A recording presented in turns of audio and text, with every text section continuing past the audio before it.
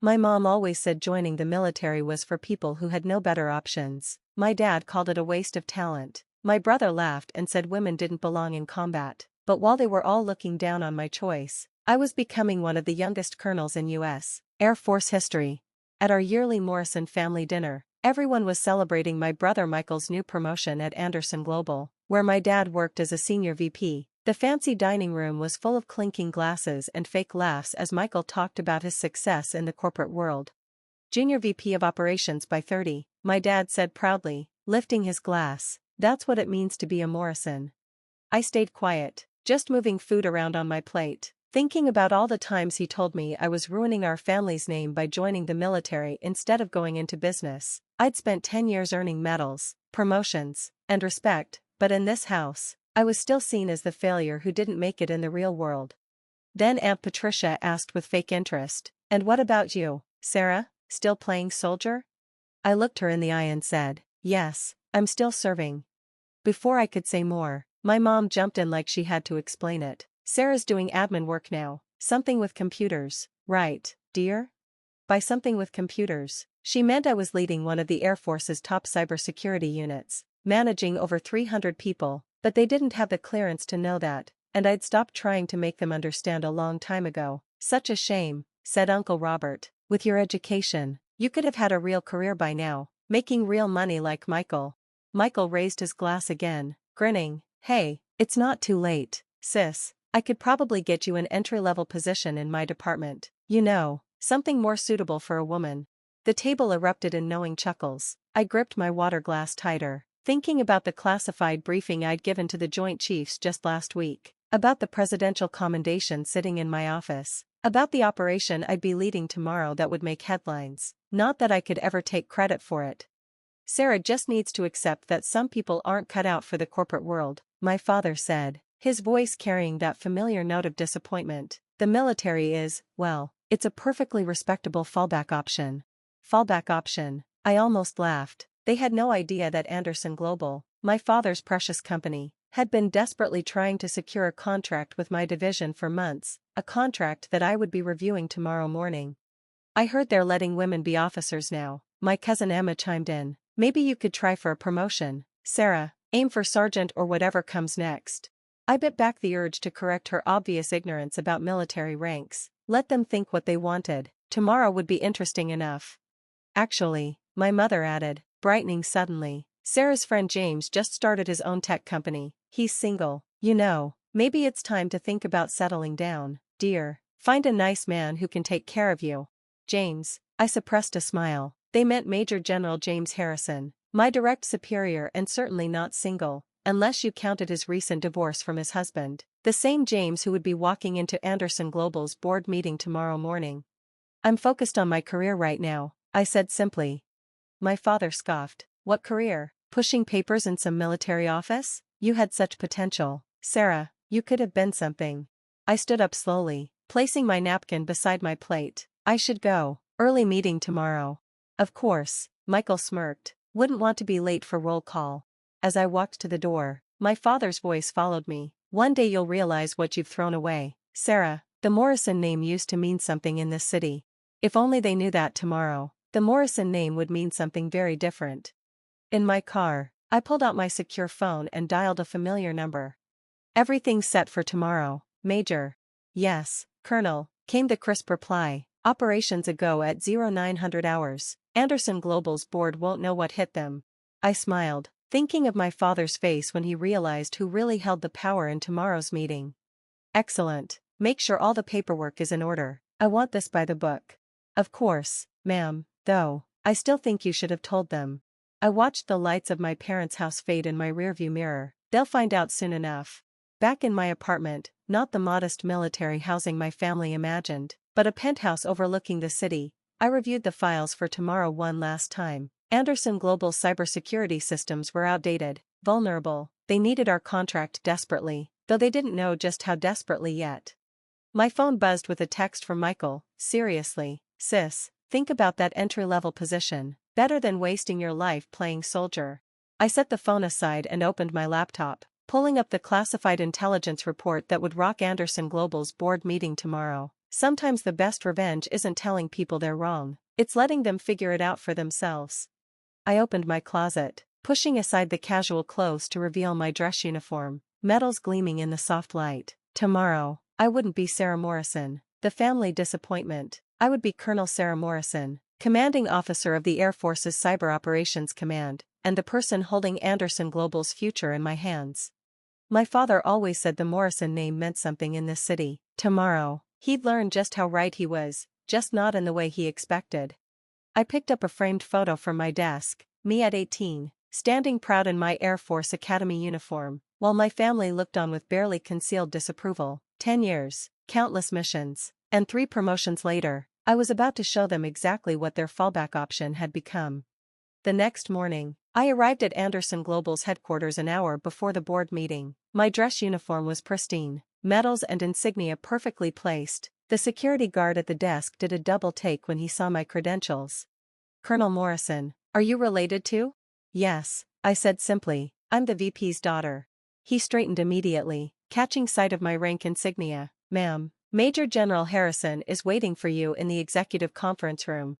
I took the private elevator to the top floor, remembering all the times I'd visited my father's office as a child. Back then, this building had seemed like a temple of success. Now, it was just another stop in my mission.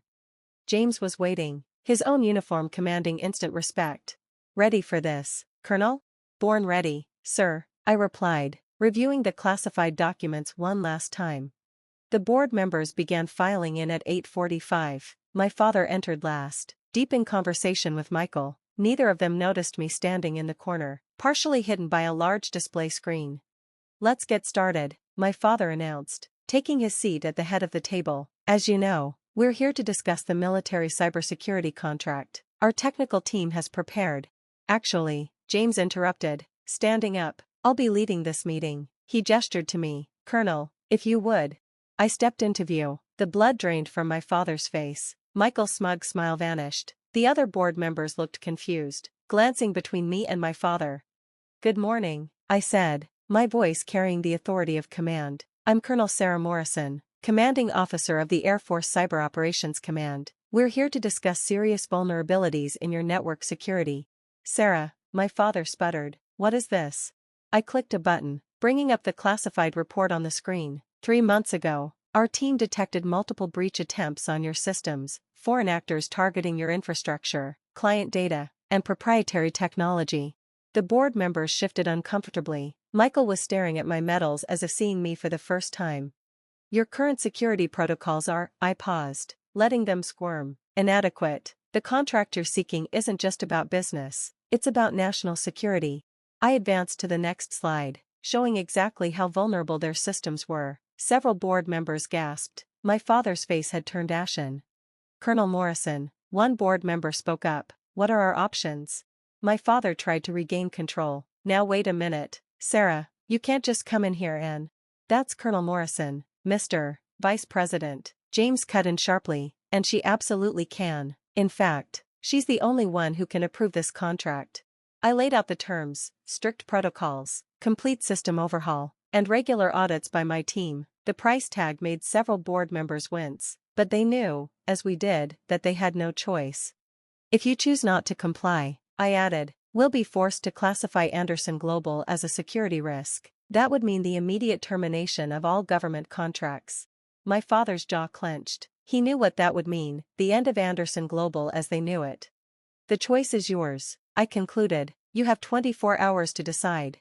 As the board members filed out, my father remained seated, staring at me as if seeing a stranger. Michael lingered by the door, his earlier arrogance replaced by shock. "All this time," my father finally said, "you were a colonel, head of cyber operations, the person holding your company's future in my hands." I smiled slightly. "All those things you thought I'd never be. Why didn't you tell us? Would you have believed me, or would you have dismissed it like everything else I've done?" Michael stepped forward. "Sis, I didn't know." "Clearly," I cut him off. "By the way, that entry-level position you offered? I make 3 times your salary, and that's just my base pay." I gathered my documents, preparing to leave. My father stood up suddenly. "Sarah, wait, perhaps we could discuss this as family." I turned back, meeting his eyes. "Family? Last night you said I'd never be anything." That I was wasting my potential. Well, this is my potential, Dad. This is who I am. And right now, I'm not your daughter. I'm a colonel doing her job. James appeared at the door, ready to go. Colonel, the Joint Chiefs are waiting for our briefing. Joint Chiefs? Michael whispered. Yes, I replied. Turns out pushing papers in a military office can lead somewhere after all. Later that evening, my phone was flooded with messages. My mother, suddenly proud of her military daughter, Aunt Patricia, apologizing for her remarks. Cousins wanting to know if I could help their kids join the Air Force. I ignored them all and poured myself a glass of wine, enjoying the view from my penthouse, the same penthouse my family thought I couldn't afford on a soldier's salary. A week later, Anderson Global signed the contract, the largest in their history. The board quietly voted to promote someone else to my father's position, suggesting he take an early retirement. Michael's department was first in line for security audits. I didn't attend the contract signing ceremony. Instead, I was in Washington, briefing Congress on emerging cyber threats. My father sent an email, trying to explain, to apologize, to understand. I was wrong, he wrote. You've become something I never imagined. I finally replied with 2 sentences. I didn't become something, Dad. I always was something, you just couldn't see it. 2 months later, I received another promotion, the youngest brigadier general in Air Force history. The ceremony was attended by senators, military leaders, and dignitaries from around the world. My family sat in the back row, watching as their fallback option daughter received her star. My mother cried. My father looked shell-shocked. Michael actually saluted, though he did it completely wrong. That evening, at the reception, a young lieutenant approached me. General Morrison, your speech about following your own path despite what others think, it really hit home. My family doesn't support my service either. I smiled, remembering that photo of me at 18, standing proud while my family frowned. Let me tell you a story, I said. It starts with a family dinner where they told me I'd never be anything. The lieutenant listened closely as I told him my story. All around us, the reception buzzed, this new world of generals, politicians, and real decision-makers. Through the window, I could see my family sitting at their table, looking like they didn't belong in a place they never really understood. Sometimes, success isn't about proving people wrong, it's about proving to yourself that you were right. And sometimes, the path everyone warns you not to take ends up being the one you were meant for. I touched the star on my shoulder, the symbol of my rank, and thought about all those late nights I spent studying while Michael was out partying, all the missions I completed while my family went to fancy charity events, all the hard-earned promotions I got while they laughed at my choices. My dad used to say the Morrison name meant something in this city. He was right. But now, it meant something very different, something he never saw coming, something he couldn't control, and it had nothing to do with business or family tradition. Now it meant excellence, it meant service, it meant that sometimes, the biggest victories come from being brave enough to let the right people down.